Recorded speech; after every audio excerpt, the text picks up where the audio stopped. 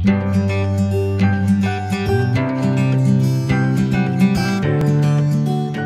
pagi dan selamat jumpa kembali pada pertemuan kita pada hari ini. Suster harap semua dalam keadaan sehat. Kitab suci dan tradisi sumber iman akan Yesus. Pada bagian pertama ini kita akan melihat dulu mengenai kitab suci. Apa itu kitab suci? Bagi umat beriman atau bagi kita orang Kristen, baik itu Protestan maupun Katolik, kitab suci memegang peranan penting. Kitab suci menjadi sumber tertulis yang utama untuk memahami karya penyelamatan Allah kepada manusia. Kitab suci menjadi sumber referensi dan inspirasi untuk mengembangkan iman. Maka setiap orang Kristen perlu memahami kitab suci secara benar. Pemahaman yang benar mempengaruhi sikap dan tindakan seseorang dalam memperlakukan kitab suci bagi kehidupan berimannya. Kitab suci kadang-kadang dikatakan juga Alkitab. Alkitab berarti terdiri dari kitab suci Perjanjian Lama dan kitab suci Perjanjian Baru. Di sana dipakai kata kitab suci Perjanjian Lama. Nah, di sini mau mengatakan perjanjian antara Allah dan umat Israel melalui para nabi. Kitab suci Perjanjian Baru berarti perjanjian antara Allah dan umat manusia melalui Yesus Kristus. Kitab suci Perjanjian Lama berisi tentang kumpulan cerita tentang pengalaman bangsa Israel dalam hubungannya dengan sejarah keselamatan. Proses terbentuknya kitab suci itu diawali dari cerita secara lisan turun-temurun, kemudian ditulis oleh penulis kitab suci dengan diilhami oleh Allah dan dibukukan. Sebagian besar menceritakan tentang pengalaman bangsa Israel yang diselamatkan oleh Allah. Kitab suci Perjanjian Lama menurut Konsili Vatikan II itu adalah merupakan tatanan keselamatan, menyiapkan Kristus penebus, mempersiapkan warta keselamatan. Sedangkan kitab suci Perjanjian Lama bagi kita, ini mau mengatakan kepada kita, Perjanjian Lama itu menyiapkan Sang Juru Selamat, mengajarkan tentang Allah, pencipta dan tujuan hidup manusia, mengajarkan doa-doa yang menakjubkan. Sekarang kita lihat proses penyusunan kitab suci sebagaimana yang kita miliki sekarang ini. Prosesnya kita perhatikan antara tahun 1800 sampai 1600 sebelum Masehi. Ini dikatakan zaman bapak-bapak bangsa. Tahun 1600 sampai 1225 sebelum Masehi, di sini mengenai kisah bangsa Israel mengungsi ke Mesir, pembebasan dari Mesir sampai dengan perjanjian di Sinai. Kemudian pada tahun 1225 sampai 1030 sebelum Masehi, itu menceritakan di sana perebutan tanah Kanaan pada zaman hakim-hakim. Kemudian tahun 1030 sampai 930 sebelum Masehi, ini menyangkut periode raja-raja. Raja itu Saul, Daud, dan Salomo. Kemudian dikisahkan keturunan Yakub. Nah, keturunan Yakub itu ada 12 suku. 12 suku itu adalah anak-anak dari Yakub sendiri.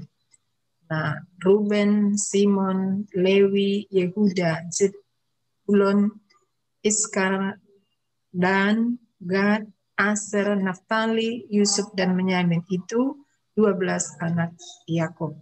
Kemudian tahun 930 sampai 722 sebelum Masehi, ini tentang kerajaan Israel dan Yehuda.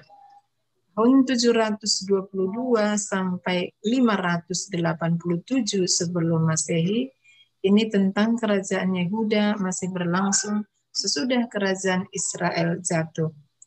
Tahun 586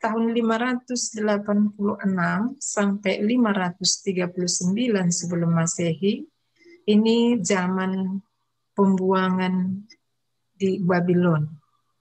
Kemudian tahun 538 sampai 200 sebelum Masehi, ini berbicara tentang sesudah pembuangan. Bangsa Israel diizinkan kembali pulang ke tanah airnya oleh Raja Persia yang mengalahkan kerajaan Babylon. 2 abad terakhir ditulis kitab Daniel, Esther, Yudit, Tobit, 1 Makabe dan 2 Makabe, Sirah dan kebijaksanaan Salomo. Kanon kitab suci, orang Yahudi menentukan sejumlah kitab suci. Nah, kitab yang diterima sebagai kitab suci itu disebut kanon. Orang Yahudi hanya menerima kitab yang berbahasa Ibrani, yaitu 39 kitab. Sedangkan kitab yang berbahasa Yunani ditolak. 39 kitab yang berbahasa Ibrani diterjemahkan ke dalam bahasa Yunani, ditambah dengan kitab yang asli berbahasa Yunani yang disebut Septuaginta. Jumlah seluruhnya menjadi 46. Setelah tadi ditambahkan 7 kitab asli yang berbahasa Yunani yang akhirnya ditolak oleh gereja Protestan. Maka kitab yang lengkap itu disebut Deuterokanonika, menjadi kitab gereja Katolik. Nah, sekarang kita melihat bagaimana pengelompokan kitab suci Perjanjian Lama. Yang pertama itu kitab suci Perjanjian Lama dibagi menjadi 4 bagian besar. Yang pertama itu disebut Pentateuch atau juga dikatakan Taurat Musa. Yang termasuk di dalamnya adalah Kejadian, Keluaran, Imamat, Bilangan, dan Ulangan. Nah, supaya gampang diingat itu singkatannya kakak ibu. Kemudian kitab-kitab sejarah. Kitab-kitab sejarah itu Yosua, Hakim-Hakim, Rut, 1 Samuel, Tobit, Judit, Esther, 1 Raja-Raja, dan 2 Raja-Raja, 1 Tawarikh, 2 Tawarikh, Esra, Nehemia, dan 1 Makabe, 2 Makabe. Kemudian bagian yang berikutnya adalah kitab kebijaksanaan.